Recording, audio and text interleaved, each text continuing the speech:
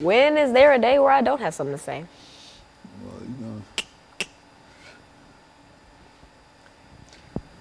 Well, got enough cameras on you. Every camera's on us. So yeah.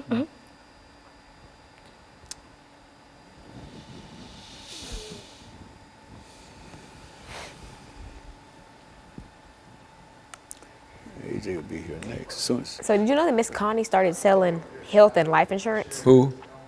Connie, Junior's mama. Light skin. I don't think you've ever met her. Well, yeah, well. You know Jasmine? Yeah.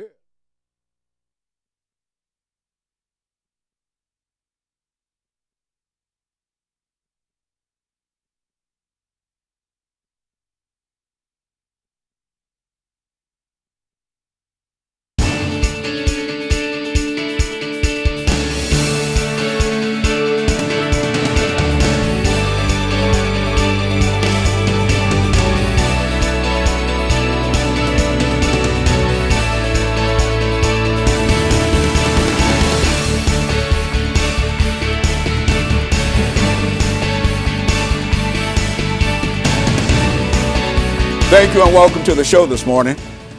The topic this morning is adolescence and substance abuse.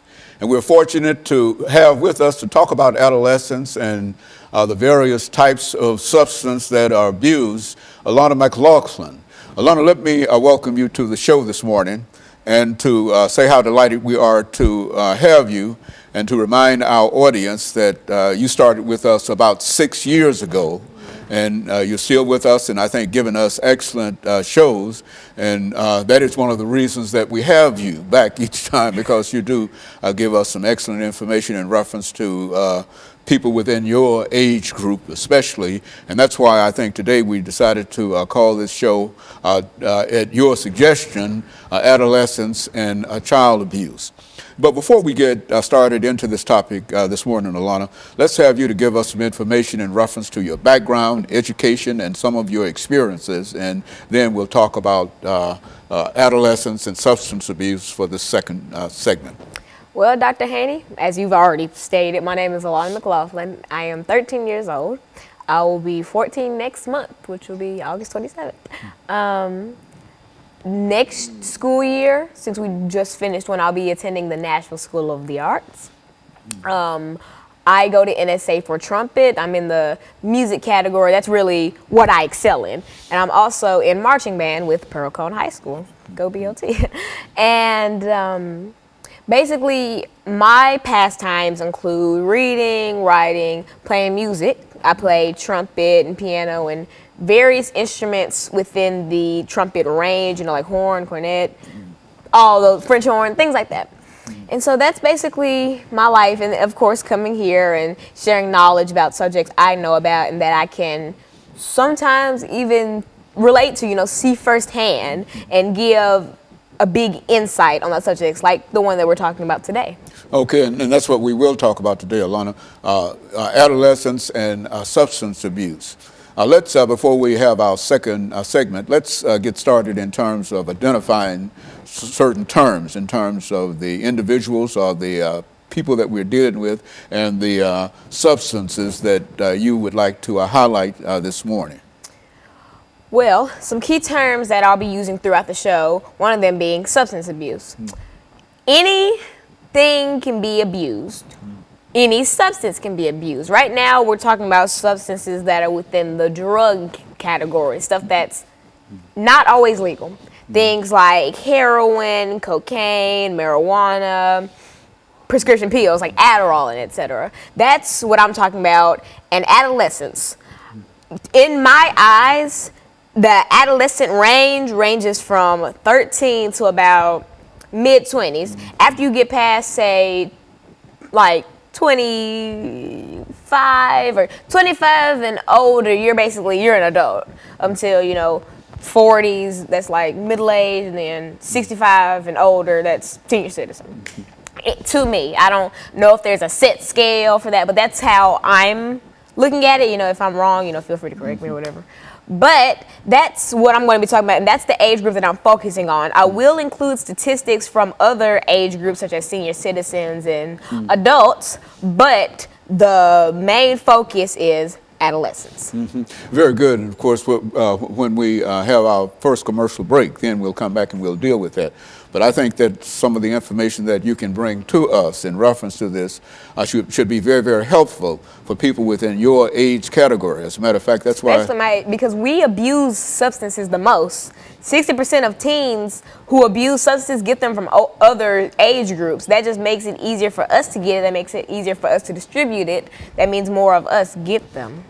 So we're really an afflicted age group, honestly. And so in a real sense, you're dealing with an area and with a group that should be very, very interested in some of the things that we're saying. And most of those individuals that fall within that group can relate to some of the terms that you will probably use that in a real sense, I might not even understand. Honestly, them in a real sense. You either know someone who abuses drugs or you are someone.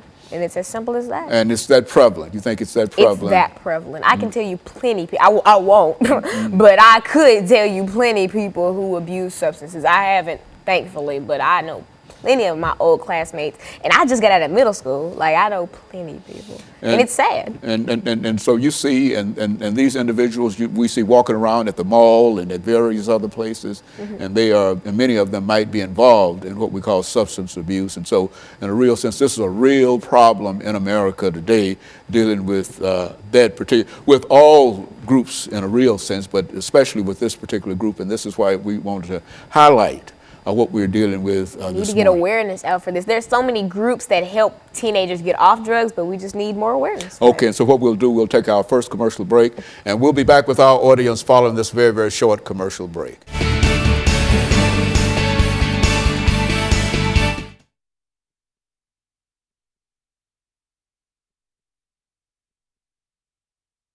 You did that at first, and you had me thinking that was from the end, so I stopped talking, and I kept giving it to you because I kept thinking it was going to end. Yeah, so I got confused. That's why I stopped talking, but I had more to say, but I was scared that I was going to go over. Well, now, what we'll do, we'll come back for the second segment. And then this will be an 8-minute segment, and we're still talking about adolescence and substance abuse, and now you're free in a real sense to sort of build your information around within that 8-minute area. Can you do that? Oh, well, you like my nails? Yeah, yeah.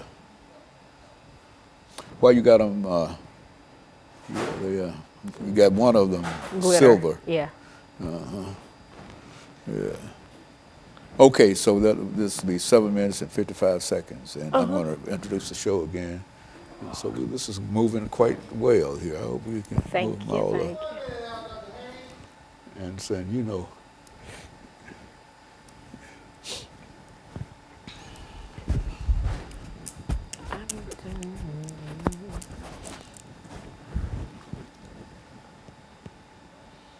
and all I'm going to say is let's pick up where we left off the last time, and then you. So I'm going to talk about like statistic-wise for this subject, and then I'm talking about like real-world experiences for the last segment is what I meant. And only do your eyebrows when it's about to end.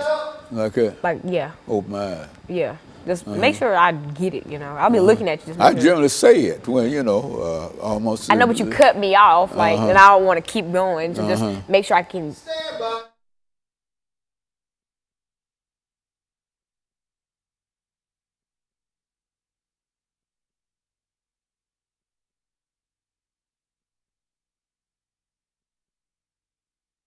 Thank you and welcome back to the second segment of the show for today. We're talking to Alana McLaughlin, and she's given us some information in reference to adolescence and substance abuse. And Alana, let's pick up where we left off during that first segment to have you continue your discussion in reference to some of the issues involved with adolescence and substance abuse. Let's do it from that perspective. As I stated in the first segment, I will be referring to, any substance can be abused. Anything can be abused. But right now, for the purpose of the show, I'm solely talking about drugs, things that aren't meant to be abused, but still are. Things that are meant to, well, prescription drugs at least, are meant to help you, not to kill you. And so that's what I'll be talking about. Also, I will be focusing on the adolescent age group. In my eyes, that means 13 to say middle 20s. I will be including statistics from other age groups and etc., but I will be mainly focusing on teenagers, you know, young adults. So as I said, or as I just said, substance abuse. What is substance abuse? Substance abuse, in a short layman's type term, is basically when someone gets something and or gets a drug and they abuse it. You know, they abuse its power. Drugs are meant to give you a temporary high, or, you know, make you forget about things, etc., etc. They're not meant to be used every hour of the day, every single day, to the point where you're sick and throwing up. That's a sign that you're addicted to that drug. Now, honestly, and you can look this up, 60% of seniors in high school don't think that marijuana is bad. And to be fair, marijuana doesn't necessarily kill people, but THC will make you addicted to marijuana. And it's 5 times stronger. That THC in marijuana is 5 times stronger than it was 20 years ago. So as you see, it's only getting stronger, which means it's only getting more addictive. And that's only, say, when you're high, and some people will love to argue about this, you don't think straight. Some people say, oh, well, being high makes me more productive, da, da, da, da. You can be just as productive sober as you can high. And that's not something that has to be scientifically proven. That's just common sense. Anyone under the influence of drugs can be just as dumb or just as productive sober, but I feel like it's better to be sober. Why? Because drugs do nothing for you or do nothing for people around you. They only help you.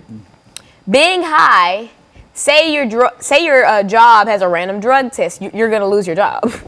And things like that. They have more cons than they do pros. And so that's why, I mean, you know, anyone, if your state has legal medical marijuana, you know, feel free to do that. But there's a difference between using it for medicinal purposes and abusing it. And that's what a lot of adolescents fail to see.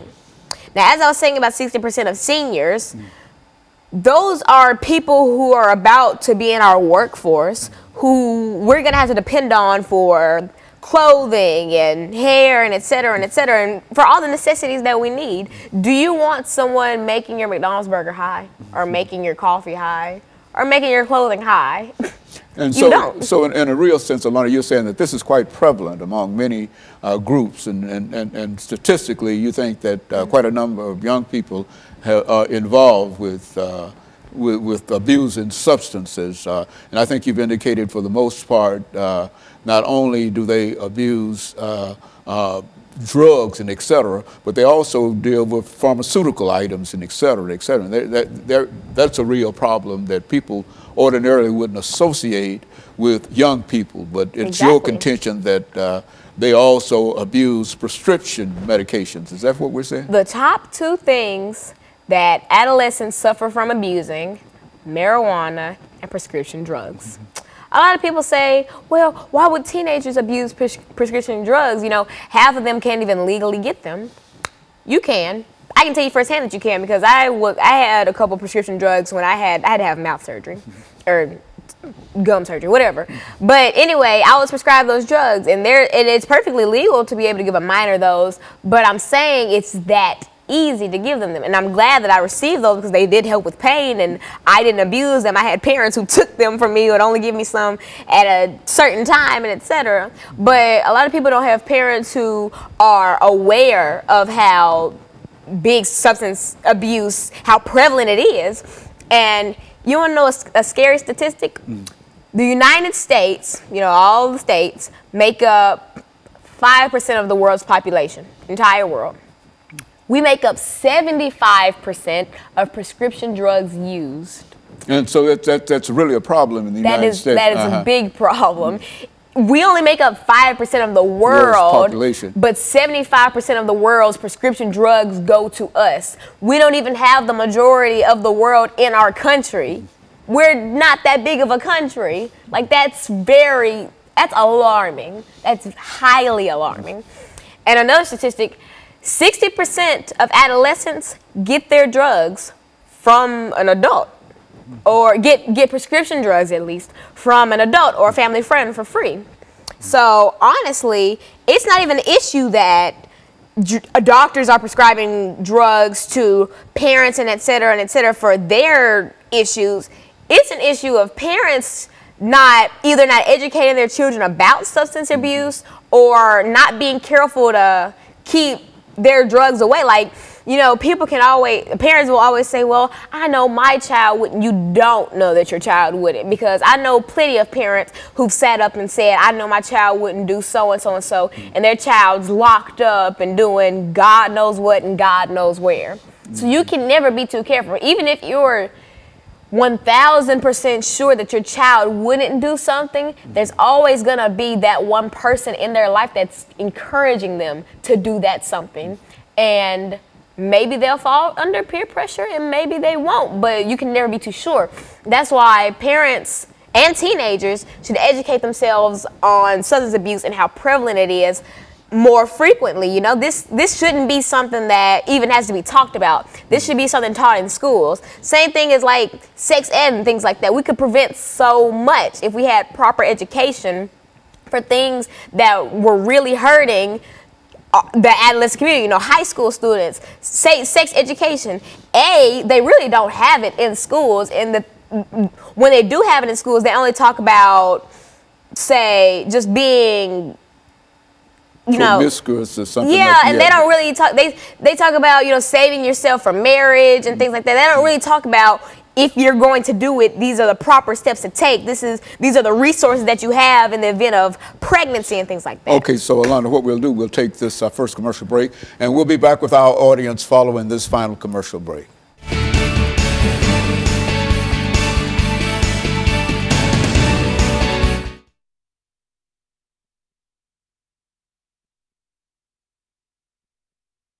Is this, yes, because this is the part that I can slam dunk. Mm-hmm. Now you got 10 minutes on this. Ooh, okay. Even better. You got that kind of information? Yes. I mean, it's like, it's a part of your life. It's like you talking about your daily activities. You can talk about that all day. Why? Because it's like something you see every day, something you do every day. And so it's that prevalent among that bad. Uh-huh. It's that bad. I could sit up and tell you a different experience for every grade. I mean, every grade I was in school. I'm not even just singling out my middle school.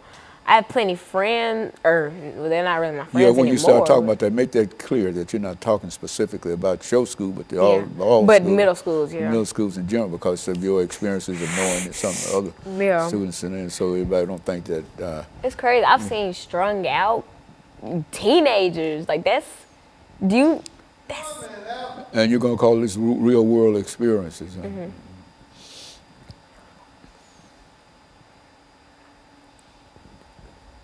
That's excellent information up until now. Thanks. 10 more minutes and that'll be it for this show. Hope I can get AJ's show to go as smooth as this one. Me too. He should be out there soon, shouldn't he? 30 seconds out. Yes, sir.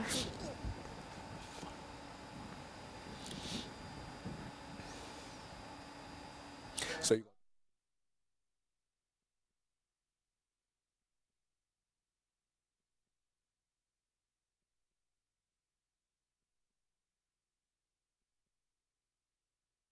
thank you and welcome back to the final segment of the show for today. The topic is adolescence and substance abuse, and we're fortunate to have with us Alana McLaughlin, who's already given us some excellent information in reference to the issue of adolescence and substance abuse. And Alana, let's pick up where we left off the last time and give you an opportunity to elaborate upon some of what I think you're going to call world experiences, some of your world experiences in reference to it. Let's talk about it from that perspective. Well, for our viewers just turning in, or just tuning in, In the first 2 segments, I talked about how basically when I'm talking about all this, I'm focusing on the adolescent age group because that, in my eyes, that means 13 to middle 20s. And that's an age group that I can relate to because that's an age group I'm a part of.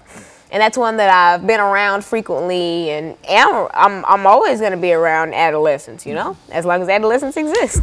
And so that's what I talked about, and I talked about how the 2 biggest things that adolescents abuse, marijuana and prescription drugs.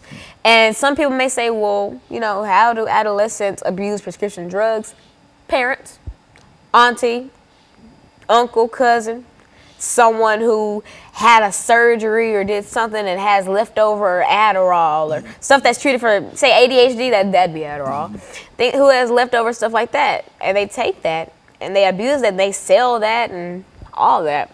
But during this segment, I'm going to talk about real world experiences, and it's really disheartening to be able to talk about this because I'm only 13. I'll be 14 in a month. It's sad that a 13-year-old can sit up here and tell you countless encounters that I've had with people who are suffering from substance abuse and things like that. It's crazy how many people I know that I went to school with, had classes with, and I just finished middle school. It's crazy that I can sit up and tell you about so many people who suffer from this. I had a friend, I'm not going to say their name for legal purposes, but anyway, this friend, we're going to call him Joe.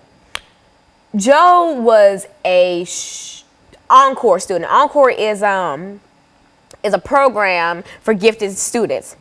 Joe just had everything going for him. You know, Joe played football and basketball and was crazy smart. Like, I had to always get help from Joe in Encore class stuff because we had really challenging things.